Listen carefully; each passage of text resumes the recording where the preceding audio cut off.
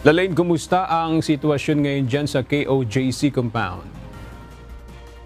Tapos lang ng ocular inspection ng tatlong senador dito sa loob ng KOJC compound at kumpara noong mga nakalipas na araw, kapansin-pansin na mas kakaunti ang bilang ng mga pulis na nakabantay dito sa gate ng KOJC. Ganon din ang mga nakabantay sa labas ng cathedral.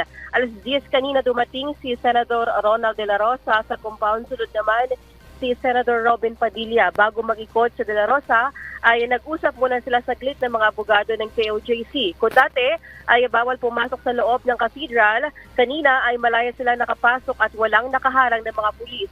Pero pagdating sa loob ay wala na mga gamit at ilan pang nakakalat doon, pero makikitang may isang carpet doon na halatang binuksan at tinakip lang ulit. Pinasok rin nila ang umano'y secret door sa cathedral. Pagpasok, ay nakita ang sinasabing holding area sa loob na ayon sa KOJC members ay doon na mamalagi si Apollo Quiboloy bago magsalita kapag may pagtitipon. Sunod na pinuntahan ang basement ng JMC College kung saan wala na rin mga pulis na nakabantay. Walang nakitang malaking hukay doon, taliwas sa kumakalat na video at larawan online, pero may isang bahagi ng sahig na may nakatambak na mga kahoy.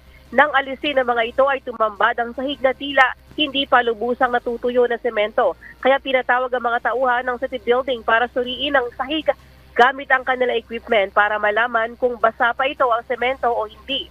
Kinumpirma ng city building staff na bago pa lang ang semento sa sahig batay sa naka-indicate sa kanilang instrumento. Sunod na pinuntahan ang hangar ng air assets ni Quiboloy. Sa oras na iyon ay dumating na si Senator Bongo, pati ang mga tauhan ng Commission on Human Rights na kasama na rin sa inspeksyon.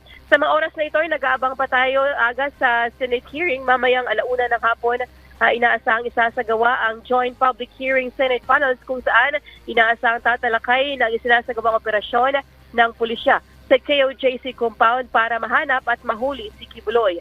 Gagawin ang hearing sa building ng Sangguniang Panglungsod sa Davao City.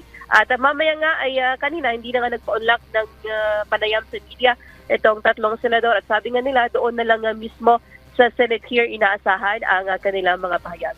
And muna ating balita mula rito sa Davao City. Balik sa iyo, Aga. Maraming salamat, Lalain Moreno.